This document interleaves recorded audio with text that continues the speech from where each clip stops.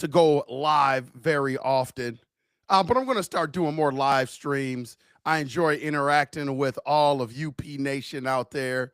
So we're going to do a lot more of these. Man, I just wanted to jump on here and talk Minnesota Vikings football, what's been going on. There's been a lot of news ever since, basically free agency started. Then you got into the OTAs. Now you're into mandatory mini camp. So there's a lot to talk about. I just want to get an opportunity to come on here and interact with some of the fans. Maybe you are on your lunch break or just riding in your car or at home, just chilling and wanted to talk a little bit about Minnesota Vikings football. We are here to talk that on Unconventional Playbook. Man, the one thing I wanted to start about is like the buzz with J.J. McCarthy. And I'm not one of these guys that's just going to get over the moon way too early because I want to see him, play when the team has pads on, when people are trying to blitz him, come after him a little bit.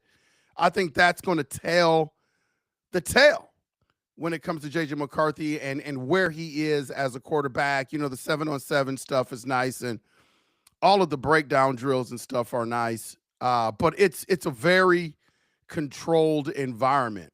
But in that environment right now, man, he's looking pretty good.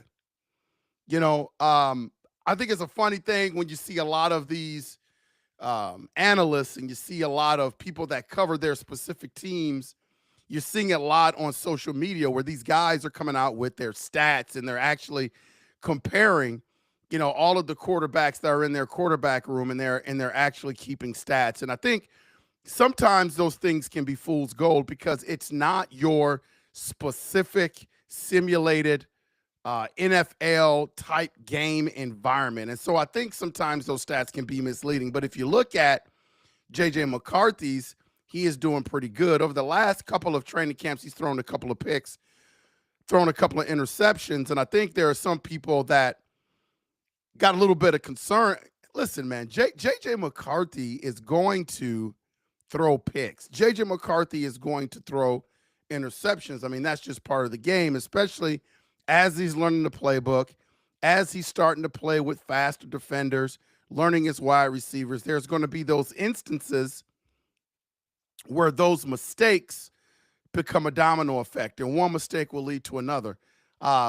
You should be happy that J.J. McCarthy is going through some of these things because I think the best way to develop as an athlete, no matter what sport you play, no matter what position you play, it's about making those mistakes so you learn from those mistakes. So I like to hear reports that he's making those mistakes, and I like to give specifics about what mistakes he is making. So when I finally get an opportunity to put eyes on him in the game, I can say, okay, he's corrected some of the things that have given him trouble before. Man, this has been a pretty good offseason, and I think I've said it various times about the Minnesota Vikings, is that everything seems to be aligning. Is it perfect? No, it's not perfect, man, but it's about 95% of where it should be.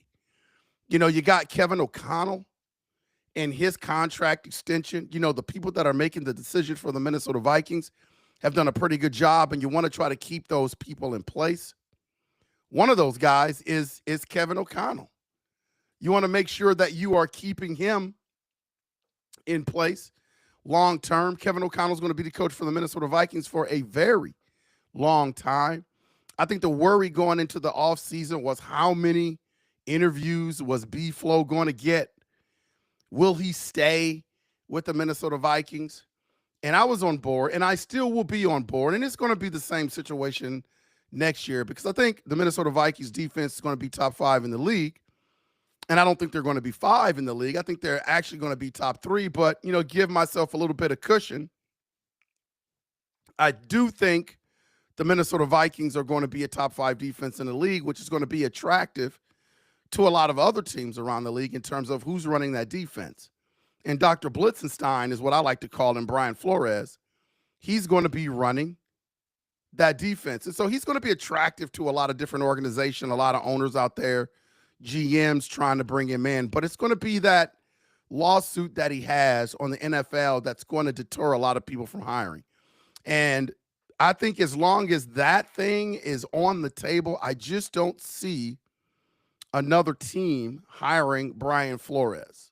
So I think he's going to have to make a decision. Does he want to keep going with this and bypassing opportunities for him to become a head coach? Because I think that's what's going to happen. And at some point, that window for him becoming a head coach is going to close. Or does he drop the lawsuit and get a job? Now, for me being selfish, I want Brian Flores around here for a very long time. I think he makes our team better. I want him to be our defensive coordinator. But the human element side of me wants to see him get his just due. And if he wants to be a head coach, I think he's deserving of being a head coach in the NFL. But I think it's just going to all depends on what Brian Flores wants and how he prioritizes that situation. So you got those two guys locked up. And now, most recently you got Kwesi Adofo-Mensah got his contract, and everybody was wondering, including myself, what's the deal with Kwesi? Why has he gotten this contract signing done? And Kwesi came out a couple of months ago and said, it's probably more on his side than any other side. This is not the Wilfs dragging their feet in terms of getting him signed, but he's been so busy with free agency, preparing for the upcoming draft, that he really hadn't had the time to kind of sit down and talk with the Wilfs about the particulars. Long story short, they finally got that done. Kwesi is signed, and he is attached at the hip with KOC. So I'm really, really glad to hear that. The one thing that's really, really good about the Minnesota Vikings is that we're entering into a new era. And the new era is with J.J. McCarthy. And we really haven't had, not for a lack of trying, UP Nation, Skull Nation, Purple Gang, not for a lack of trying, but we've never had the opportunity to have that franchise quarterback. We have tried with Teddy Bridgewater. We have tried with Dante Culpepper. We have tried. Those things haven't worked out. And I think it's kind of ironic that when you look at those two guys, what really, really derailed their career with the Minnesota Vikings is knee stuff. And so J.J. McCarthy is coming off a situation where he's had some knee stuff, a meniscus. And a meniscus compared to a lot of the other things that you could have wrong with your knee, UP Nation, I wouldn't call it minor, but it's not as devastating of a thing or a daunting task to be able to come back from a complete knee tear or anything like that. I don't know. And I don't think there was any specifics that came out on how J.J. McCarthy hurt his knee. I know he had a situation where his knee got hurt in college. Maybe that was left over coming into the season. And when he played, it exacerbated that knee problem where he had to have surgery, missed pretty much all of last year in terms of practicing. Now he gets to come back this year and play. So I'm really, really excited about that. And all reports coming out of training camp have been good. It has been everything that I have thought about J.J. McCarthy, where we're going to get better. It is easy for people that don't watch all of the Vikings games or really dissect the Minnesota Vikings. It is very easy for them, like a Colin Cowherd, to look at the Minnesota Vikings and look at their success last year with Sam Darnold without really paying a whole lot of attention to the team and dissecting the team. Colin Cowherd can't do that. He is a national media guy with a huge platform, so there are so many things that he's got to cover, UP Nation, that he just can't cover it all. And he's damn sure not paying 100% attention to the Minnesota Vikings, so he misses some things. And so the 14-4 season that the Minnesota Vikings had with Sam Darnold last year, man, pretty good season. I'm not throwing that away at all. Really, really good season for the Minnesota Vikings. But there were some things, if you are a Minnesota Viking fan and you watch that stuff every Sunday, Monday night and Thursday night, you know that Sam Darnold had some deficiencies and he had some issues. Now, I'm not trying to paint a picture that J.J. McCarthy won't have some deficiencies and have some issues, but they won't be the same as a Sam Darnold. I am going to guarantee you Not that I'm an NFL football coach, but I've been watching this stuff for a long time and been around athletics at a high level. And I'm here to tell you that when you see certain trends, especially trends from a specific athlete that are consistent, those things are going to be there. You look at J.J. McCarthy, I can guarantee you right now that the Minnesota Vikings short game is going to just be better. You know, a lot of us have been criticizing KOC about really not incorporating a quick screen game into our offense. That's going to change. You look at the speed in terms of Rondale Moore, those type of guys that he's bringing in, Tay Felton, and now you have J.J. McCarthy, who is very good at throwing in the short passing game type setting. Quick release, strong arm, quick decision maker, confident decision maker. That game is going to be better. Like, I guarantee you that, UP Nation. Guarantee you that. Then you talk about the intermediate game. You talk about, 7 or 8 yard hitches, drag routes across the middle. That intermediate passing game with guys coming at you. J.J. McCarthy is just flat out better than Sam Darnold. Sam Darnold is this big strapping guy, but he doesn't have a lot of touch. He doesn't have a lot of feel for those type of passes, especially when you have a pass rush trying to get after you. And it seemed to me when Sam Darnold started to get hit in games, that's when he really started to lose a lot of confidence, a whole lot of confidence. And that's when those type of games started to go south for Sam Darnold pretty quickly. J.J. McCarthy's a little bit more confident. J.J. McCarthy, faster decision maker.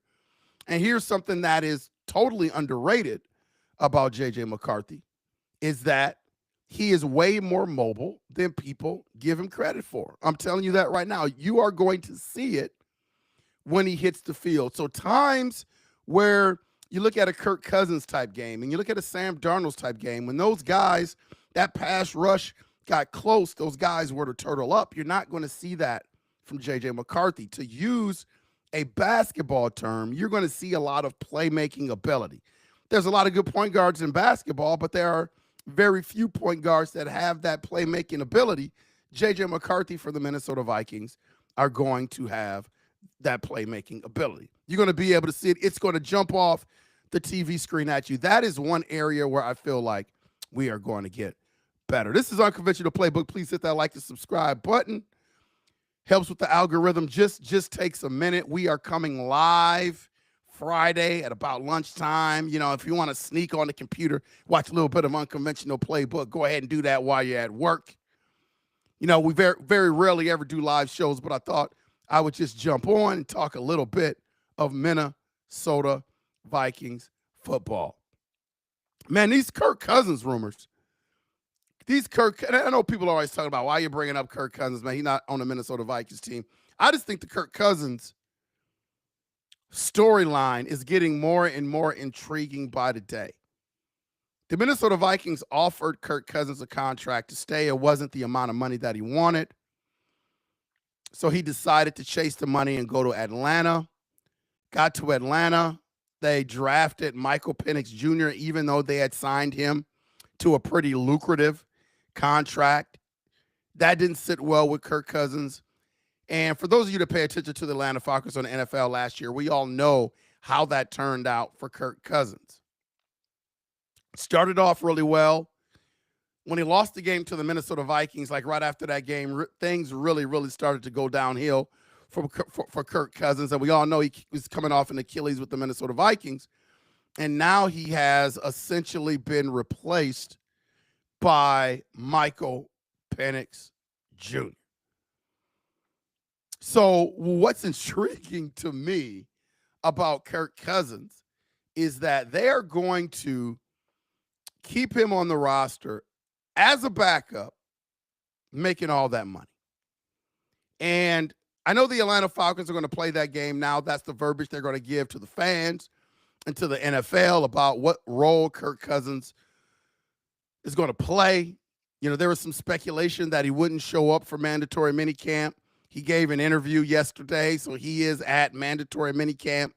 And just like Kirk Cousins, man, he's always saying the right things, doing the right things. He said he's here to support Michael Penix Jr. Obviously, he wants to play. And so I appreciated his candidness.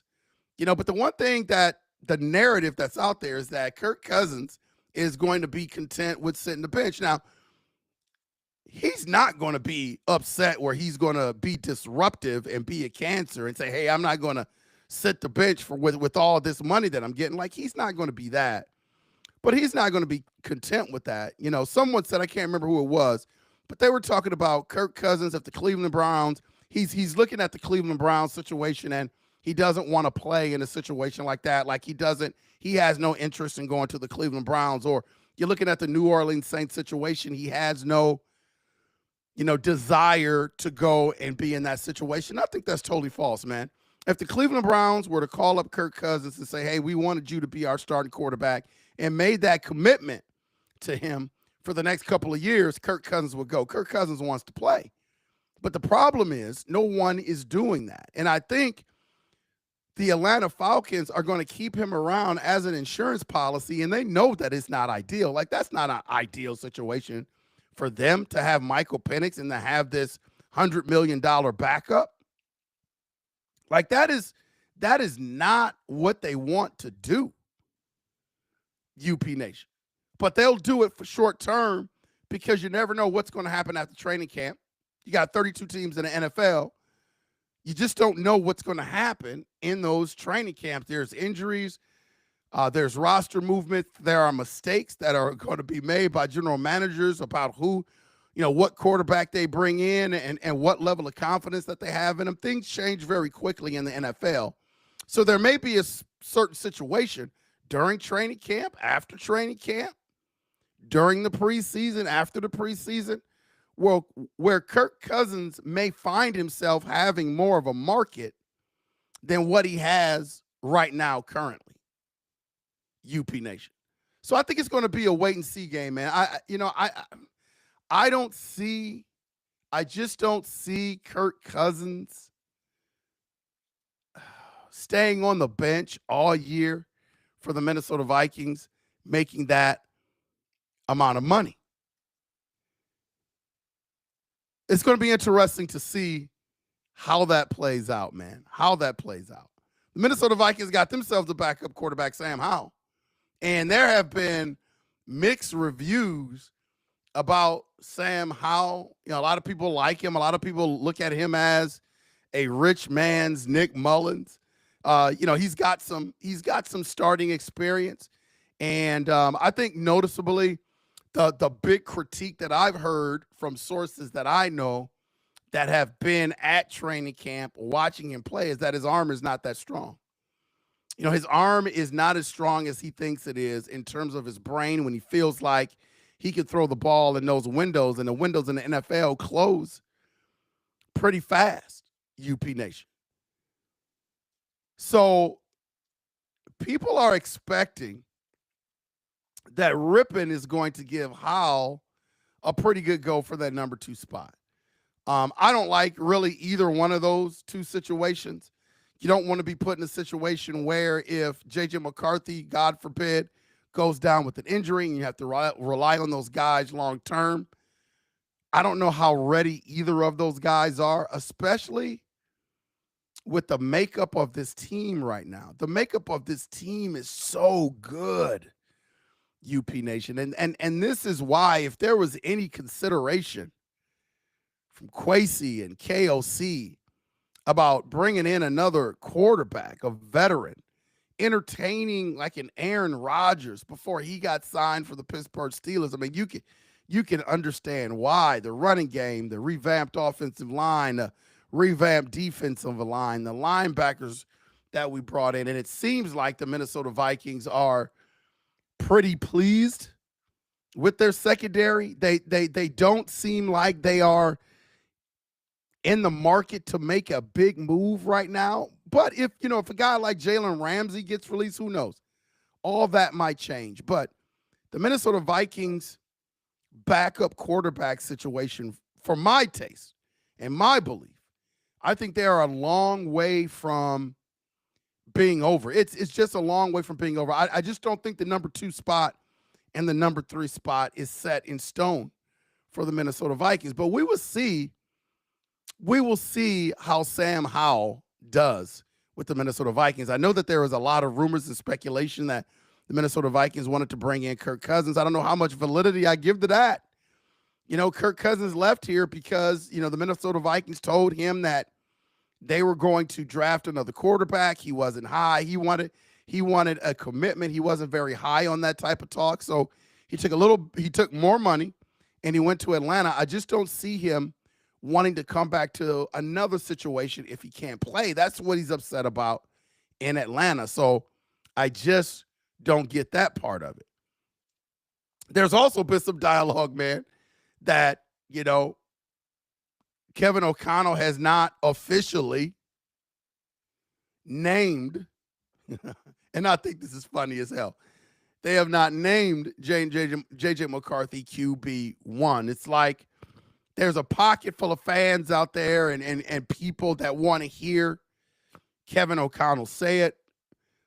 Just so you know where I stand, man, I don't think Kevin O'Connell has to say that. I don't think he has to verbalize that. I think you can just tell by the reps and the importance of the installations that they're doing in practice and who's getting those reps. And right now is J.J. McCarthy. Who the hell else do you think it is? Do you think it's Sam Howell? Do you think it's Brett Rippon? I mean, come on, man. Common sense is common sense. J.J. McCarthy is our QB1. Like, Kevin O'Connell does not need to make that distinction. Let me ask you this, UP Nation. And please hit that like and subscribe button while you're at it. Hit that like and subscribe button. Helps the algorithm. Do you wish that the Minnesota Vikings would have brought in a Joe Flacco or a Ryan Tannehill? Somebody with a little bit more experience in the league? Would you feel a little bit better right now about your quarterback room and your quarterback situation, just in case J.J. McCarthy ends up going down? Knock on wood, God forbid that happens. But would you feel a little bit better if it was a Joe Flacco? I thought it was interesting because everybody for weeks claimed it was Joe Flacco, but as the news came out, man, it was like the Minnesota Vikings did not even contact Joe Flacco's guys.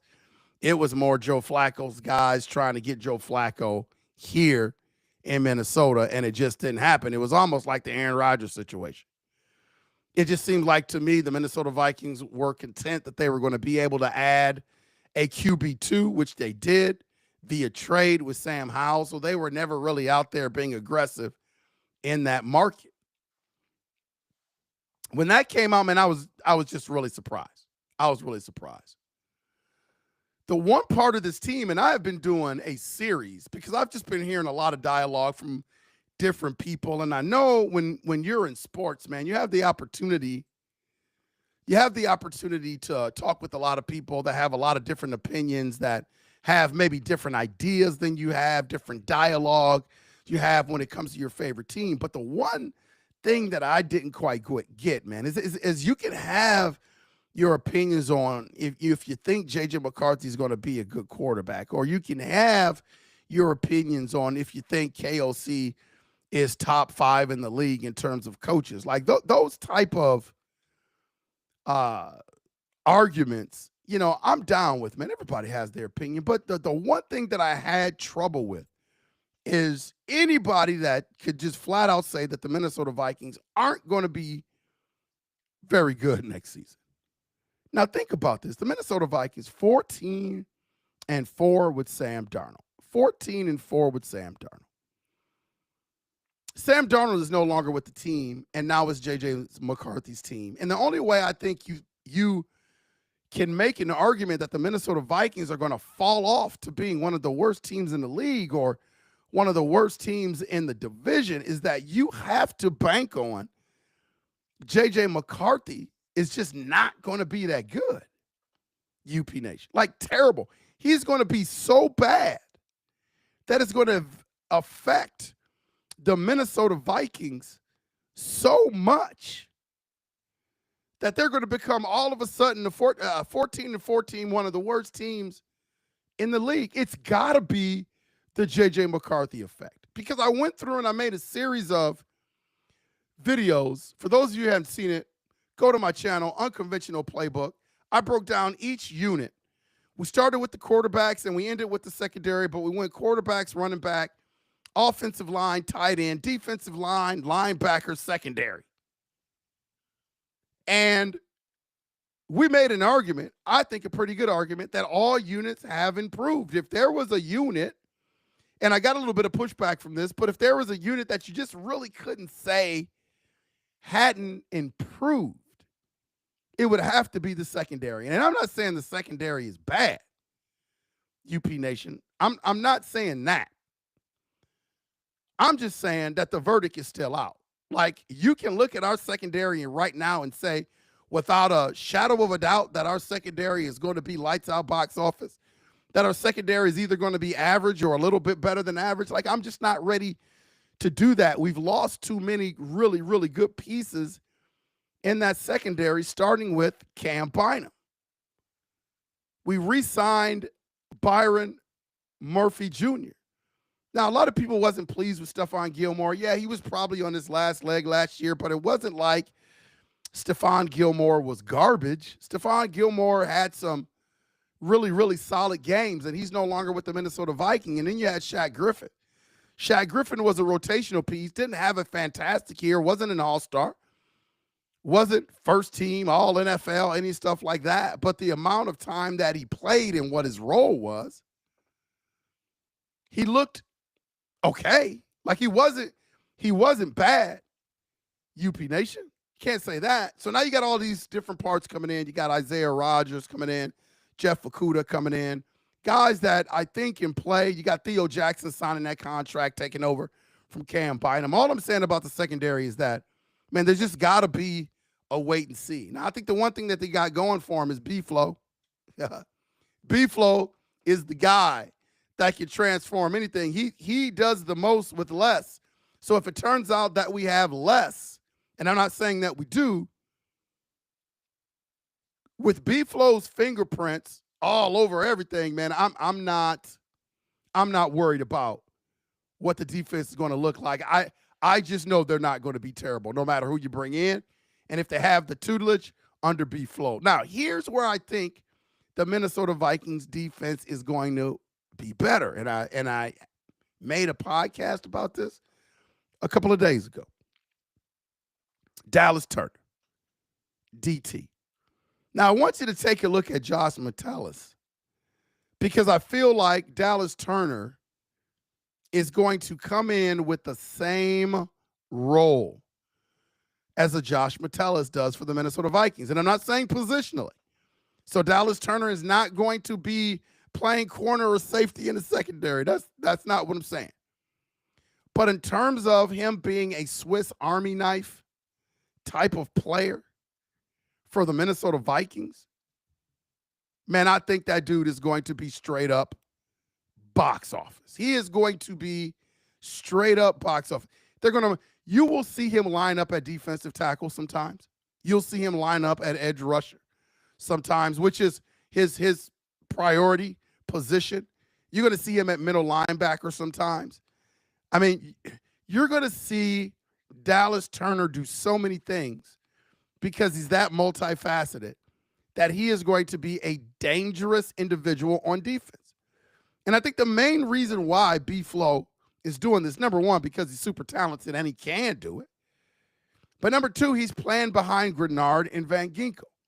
And if you strictly keep him as an edge rusher in this defense, not that he won't get time, but he's not going to get the time that he deserves. And quite frankly, I think you need to find a way to have DT, Grenard, Van Ginkel on the field at the same time as much as you possibly can, especially during passing downs. And I think that's what this is going to morph into on the defensive side of the ball, UP Nation.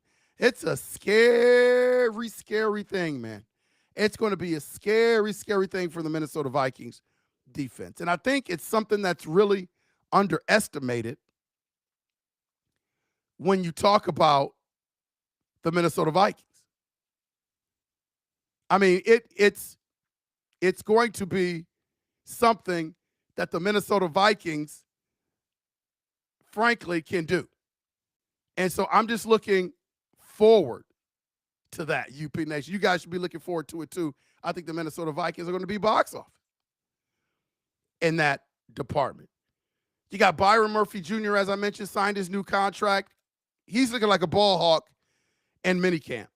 I mean, if he can replicate what he did last year or be even better, that makes the Minnesota Vikings defense a whole lot better, UP Nation. Byron Murphy is looking good. All the reports that are coming out of camp is that he's looking good. You got Akuda in there. You got Isaiah Rodgers. Let me talk about for a minute this Isaiah Rodgers cat. This is a different kind of cornerback that the Minnesota Vikings have. Just a different type of quarterback than the Minnesota Vikings have, man. He's fast. He's explosive. He's speedy. Like, this dude can flat out play.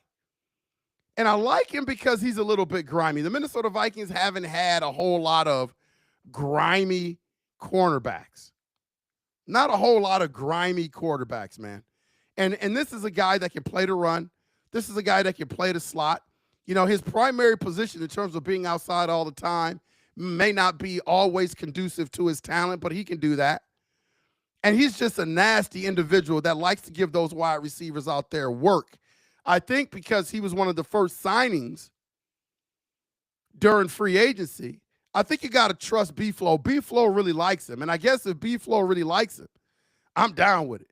I'm not going to argue with B-Flow. He knows what type of guys that he wants to bring in.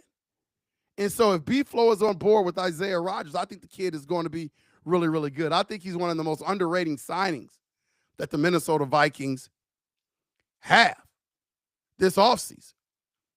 I mean, I just think a lot of Purple fans are going to be happy with this young man. I've had an opportunity to watch a lot of tape on him, and I think he fits in with the scheme of the Purple, and I think he's ultimately going to make our defense a lot better. A lot of people have been talking about the international games, man. You know, the NFL is doing a good job in terms of trying to build a lot of engagement with international fans. I think a lot of people have talked about sooner or later that the international game is going to move overseas. I think that will happen one day. I don't know how fast that's going to happen, but I think eventually it's going to happen. So a lot of people have been looking at the schedule, and the one thing that has jumped off the schedule is that the Minnesota Vikings have those 2 back-to-back games with the Pittsburgh Steelers and the Cleveland Browns. Is that fair or foul? You know, it's not ideal, but I don't think it's a big deal like everybody's trying to make it out to be. I think it's, you know, I think for the Pittsburgh Steelers, because we've got them first, and the Minnesota Vikings, you know, will be traveling over there that, you know, as well that week. I don't think it's an advantage or a disadvantage. I know the Minnesota Vikings, when they have those international games, they usually do a pretty good job of preparing their players and their staff to be able to perform well. I don't think we've lost a game overseas. Don't quote me on that, but I think we are still undefeated overseas. So that lets you know, at least under Kevin O'Connell, that at least lets you know that they prepare really well. I think the disadvantage is going to be for the Cleveland Browns the following week. They're just going to have that travel. We're already over there. Minnesota Vikings are going to stay. It doesn't make sense for them to come back home during that trip and then go back overseas. So they'll be there 2 weeks in a row. They'll get acclimated to the time change and all of that good stuff, what they need to do. I coached in the United World Games for women's basketball last year, and the time change is for real, man. That wore me out. It's the first time I had ever done something like that. That had really wore me out. And so being over there two weeks in a row, I think is really beneficial for the Minnesota Vikings. I don't think it's that big of a deal in terms of being such a disadvantage for the Minnesota Vikings. I think the thing that they're going to have to acclimate themselves to, UP Nation, is coming back and playing their following game, even though they have a bye week, getting their bodies and their minds and their time clock ready to perform their following game. I believe that's against the Philadelphia Eagles. So they are going to definitely have to be ready for that. Coming home is going to be more of a task than playing any game over there. Man, rapid fire takes, you know, for the Minnesota Vikings, just looking at everything over the past couple of months with, free agency, the draft, and now minicamp. You look at this team. The big question is, I've been getting here with this: who leads this team in sacks this year? Tough question. I think Grenard was up there in terms of top 3, I believe, rated by PFF in terms of pressures. I think now he's got more help on that defensive line to occupy some of those offensive linemen. I think Grenard's going to be devastating on that defensive line. I think he's absolutely going to be devastating. He's my pick to lead the team in sacks this year. Will Aaron Jones go 4,000 yards? That's a tough one, because on the surface, I will say no. He probably won't lead this team in terms of getting 1,000 yards as a running back for the Minnesota Vikings. But at the same time, I think if both running backs are healthy, Mason and Jones, I think the Minnesota Vikings and KOC are going to run the ball so much that he may have a shot at gaining 1,000 yards. I just wouldn't put a whole lot of money down on it. I think he can do it. If you're making me choose, I think he gets close, but I don't think Aaron Jones runs for 1,000 yards this year, because I think splitting that time with Jordan Mason, I think Jordan Mason is visually and productive-wise, people are going to see why we brought him in. He's going to be, I think, eventually a little bit better than Aaron Jones in this scheme. So I think that's going to take some of the reps away from Aaron Jones. So I don't see Aaron Jones rushing for 1,000 yards this season. But if Kevin O'Connell goes run heavy like I think he will, man, he may have an opportunity, UP Nation. Will Addison more surprise people? Addison's not a surprise, man. Addison is a legit number 2 wide receiver. I'm not on board with that he's a for sure number 1 yet. If he went to another team, I'm sure that there are a number of teams that would like to place him at the number 1 wide receiver spot. I just don't know if that's him yet.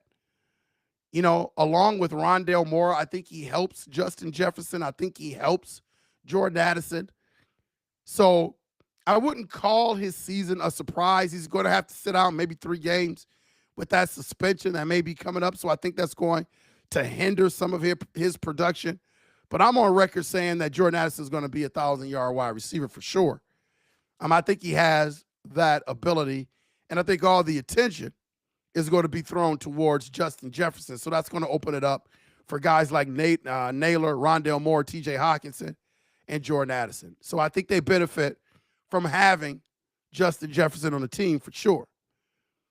Will the Vikings sweep the Packers this year? I think the Minnesota Vikings are just a better team than the Packers. That doesn't necessarily mean that they are going to sweep. There are a lot of times when teams play where they're much better than another team and they just get caught from week to week. But I do think the Minnesota Vikings are straight up better. I don't think that they would, I can't say that they are going to for sure sweep the Packers, but if I was betting and laying down money, I wouldn't be surprised the Minnesota Vikings sweep the Green Bay Packers next year.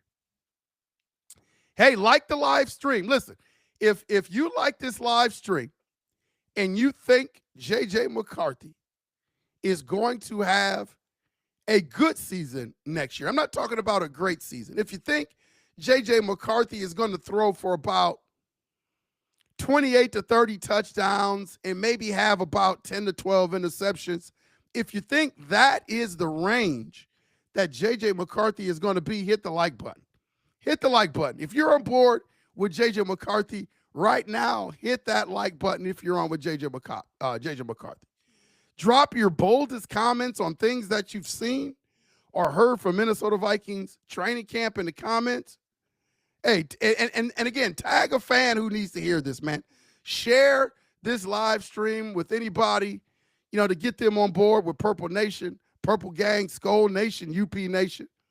Tag and share this video, man. I just thought I would jump on for about 40 minutes at lunchtime and just talk a little bit of Minnesota Vikings football, man. Just give you my visuals, my concepts of what's going on, my philosophy of what's going on. I'm going to be joining my guy Rap tomorrow, Coffee with the Coaches. Me and Rap are going to be talking about Minnesota Vikings football on his show, Vocal Vike. Check us out at 8 a.m. Saturday morning. Looking forward to chopping it up with a Rap. Love his show. He does some great content over there. But please hit that like and subscribe button, man. This has been Unconventional Playbook, and we will make sure to see you when we see you. Skol, UP Nation. Skol.